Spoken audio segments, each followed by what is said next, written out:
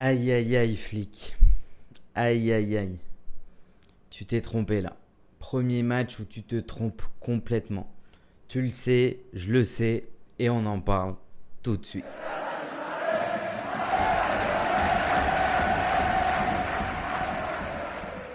Bonjour à tous et bienvenue dans cette nouvelle vidéo du comptoir catalan pour cette analyse d'après-match du match qui a opposé Osasuna face au Barça pour la 8e journée de la Liga. Et après 7 victoires d'affilée, le Barça qui perd son premier match en Liga et sur un score de 4-2. Donc gros score quand même qu'on se prend. Et c'était évidemment un Barça qui a été un autre Barça que d'habitude déjà sur la composition de départ. Mais avant qu'on démarre l'analyse ensemble, n'oubliez pas comme d'habitude de vous abonner à la chaîne, d'activer la petite cloche pour être directement au courant d'une sortie de mes vidéos, de taper sur le petit like, de partager la vidéo et surtout de commenter, de me donner vos avis. Ça aide énormément pour les référencements. Voilà, on approche petit à petit des 800 abonnés. Donc franchement, si après cette vidéo, on peut les atteindre, je vous en remercie. Pour moi, Flick, c'est un petit peu le fautif sur ce match puisque clairement, dès la compo, ça sentait pas très bon. Alors certes, comme je l'ai dit dans la dernière vidéo, il fallait faire un petit peu tourner Lamine Yamal qu'on voyait trop souvent, Rafinha qu'on voyait trop souvent, Inigo Martinez qu'on voyait trop souvent. Mais là, tu m'as trop écouté, là, Flick. Quand je disais ça, c'était pas non plus changer toute l'équipe. Pas tous ces joueurs qui sont fatigués, tous les faire sortir. Là, on se retrouve avec cette compo où tu as Inigo Martinez qui joue pas et Baldé non plus en tant que titulaire. Donc, tu te retrouves avec une défense où tu as Koundé qui est incroyable depuis le début de la saison et même sur ce match, il a été fantastique. Tu as ensuite Koubarsi qui est quand même assez jeune et comme je l'ai dit sur le dernier match, peut avoir quand même des difficultés. Il a besoin d'un défenseur à côté de lui qui est assez agressif, qui a de l'expérience. Ce qui était le cas donc avec Inigo Martinez. Et là, tu as Dominguez à la place et Gérard Martin sur le côté gauche qui a fait un match, mais il s'est raté complètement. Ensuite, Eric Garcia Pedri, ça à la limite, je me suis dit, c'est pas là où ça sera problématique. Pablo Torre un petit peu plus au-dessus aussi. Je me suis dit, bon, c'est ce qu'on voit un petit peu sur les derniers matchs, donc c'est pas là où il y aura des difficultés. Et en attaque, là par contre, Lewandowski. Donc, t'enlèves Lamine Yamal, Ferran Torres à la place. Et en plus de cela, t'enlèves Rafinha et tu mets Pau Victor à la place. Pour moi, l'erreur, elle est surtout au niveau de l'attaque. Pourquoi ? Puisque soit t'enlèves Lamine Yamal, soit t'enlèves Rafinha. Tu ne peux pas enlever les deux. Et surtout, en plus, si tu enlèves les deux pour mettre Ferran Torres et en plus Pau Victor, tu te retrouves avec Lewandowski en pointe. Donc, 3 joueurs qui ont un style presque similaire. Ferran Torres, on sait très bien qu'il peut jouer en tant que numéro 9. Pau Victor, on sait très bien qu'il peut jouer en tant que numéro 9. Donc tu te retrouves avec 3 joueurs qui ont vraiment cette manière de jouer, se jouent surtout en face de la cage, pas sur le côté. C'est pas des joueurs qui vont te créer des choses sur le côté, qui vont te faire des dribbles, qui vont passer en 1 contre 1. C'est pas ces joueurs-là. Surtout quand tu passes de Lamine Yamal qui a ce rôle un petit peu plus de l'ailier simple, dribbleur, qui est en plus de ça créateur, et Rafinha qui te met un pressing énorme sur un match, qui travaille énormément, et tu le mets pas au Victor à la place qui ne va pas t'apporter la même chose. Donc pour moi, l'erreur de Flick, elle se fait surtout déjà au niveau de l'attaque, puisque tu as 3 joueurs qui ont limite le même profil, mais qui ne jouent pas au même poste, et donc ça perd un petit peu le côté offensif qu'on avait depuis le début. Et on s'en est rendu compte surtout suite à l'entrée. Après, quand Lamine Yamal et Rafinha sont rentrés un petit peu plus tard dans le match, on voyait que le match était complètement différent. Le Barça à la fin s'est complètement réveillé avec ce but aussi de Lamine Yamal en fin de match. Donc voilà, c'est parce que tout simplement le côté offensif n'était plus le même, l'organisation n'était pas le même, la disposition était la même, mais le fonctionnement non. Et la deuxième erreur, ce qui nous a coûté aussi beaucoup le match, c'est la défense, une défense trop faible. Gérard Martin, on le voyait rentrer, certes c'était des bonnes petites entrées, mais rien non plus d'exceptionnel. Là on le voit titulaire et il a clairement, il s'est fait passer sur ce match. Saragossa qui l'a emmené à droite, à gauche, il le passait facilement. Vraiment, il n'y a pas un contre un que j'ai en tête de Gérard Martin qui stoppe Saragossa. Il a passé pendant tout le match et Dominguez qui voilà, déjà pendant le match c'était très compliqué pour lui. Boudimir l'a mangé clairement et en plus de ça à la fin il te fait la faute qui amène le penalty où il y a clairement faute, ça il n'y a aucun doute dessus, et qui t'emmène donc le penalty pour le doublé de Boudimir, ce qui a un petit peu enterrer un peu plus le match. On était à 2-1 à ce moment-là du match. On espérait revenir, surtout après les entrées justement de Yamal et Rafinha. Mais voilà, cette erreur, cette faute qu'il doit éviter de faire quand même, amène le penalty et donc le 3-1 pour Osasuna. Pour revenir un petit peu sur l'ensemble du match, dès le début, le Barça n'avait pas du tout le contrôle du match. Tu avais un Osasuna supérieur, aucun contrôle du ballon de la part du Barça, aucune solution trouvée. Ils étaient souvent perdus, il n'y avait jamais de solution.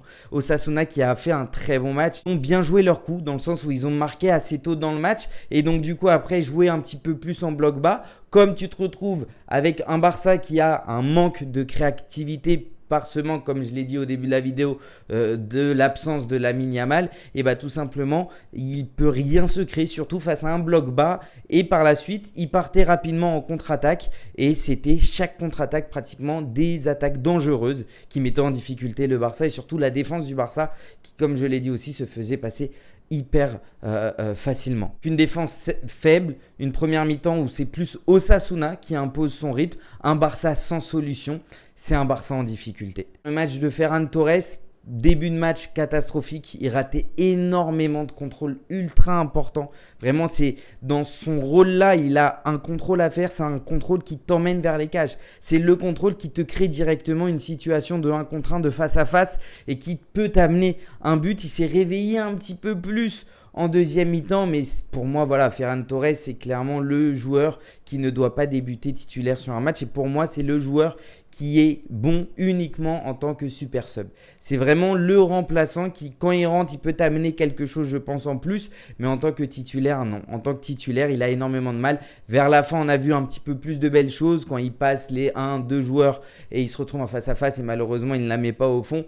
Et même sur d'autres actions où voilà, il avait des côtés un petit peu plus intéressants, mais c'était plus du coup, il a pris le rôle de Lewandowski en numéro 9. Et comme je vous l'ai dit, du coup, c'est clairement, voilà, c'est que Ferran Torres sur le côté, il ne peut pas proposer ce qu'il proposait à l'époque à Valence. Je pense quand il est allé à City que ça l'a énormément bridé la manière de jouer qu'il avait là-bas. C'était un petit peu un style de faux numéro 9, donc ce qui n'était plus le Ferran Torres qui driblait énormément comme à Valence, qui était assez rapide. Non, c'est plus du tout le même, donc il a plus ce rôle déjà en tant que numéro 9 et en plus de ça en tant que super sub. Donc évidemment, c'est pas un joueur indispensable au Barça, même si je l'aime beaucoup. Au niveau de Koundé, on va reparler de lui. Pour moi, ça a été encore une fois le meilleur joueur du Barça. Alors, autre que la rentrée de Lamine Yamal, puisque Lamine Yamal, dès qu'il est rentré, voilà, c'est sa magie une nouvelle fois. Il te met un but extraordinaire.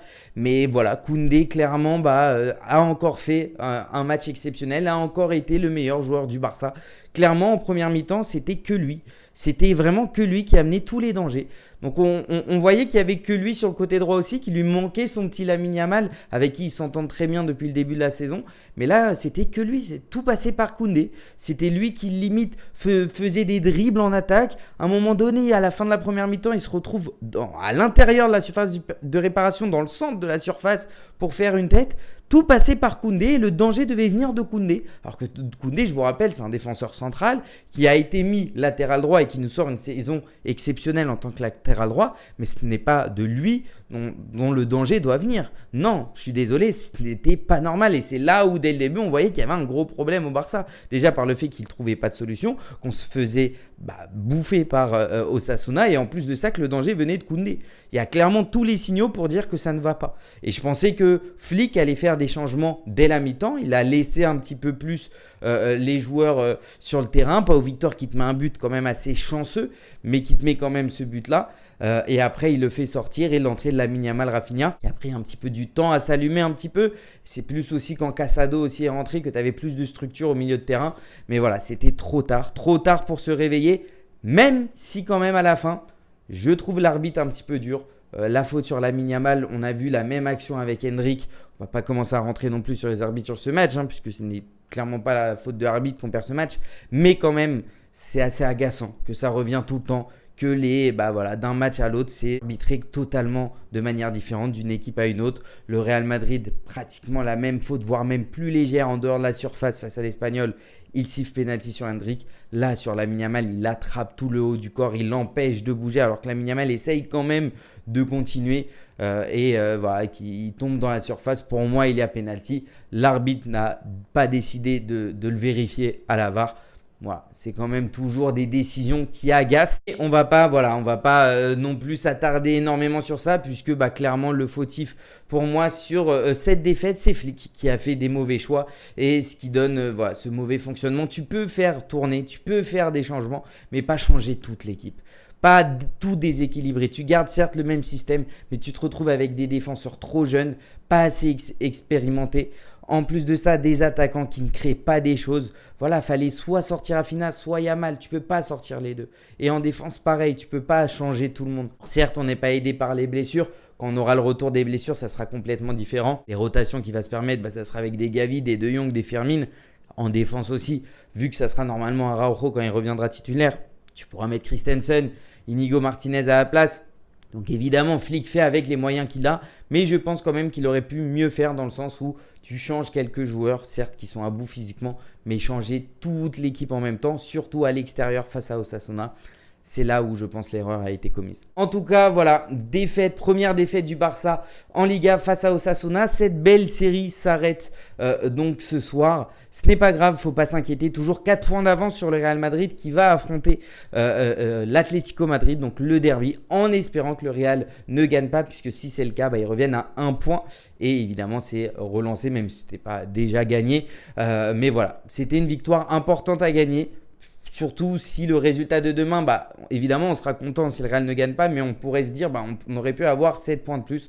On verra le match de demain. Avant que la vidéo se termine, n'oubliez pas, comme d'habitude, de vous abonner à la chaîne Le Comptoir Catalan, d'activer la petite cloche pour être directement au courant d'une sortie de mes vidéos, de liker à fond, de commenter à fond. Vraiment, venez, on atteint à la fin de cette vidéo les 800 abonnés, une étape énorme. Et on se retrouve pour le prochain match, donc en Ligue des Champions. Après la première défaite face à Monaco, le Barça doit se réveiller face aux Young Boys. Belle série, une première erreur en Liga, une première défaite. Flick ne nous refait jamais ça. Et surtout, n'oubliez pas, Visca Barça, Visca Catalunya, y también, viva España. Ciao.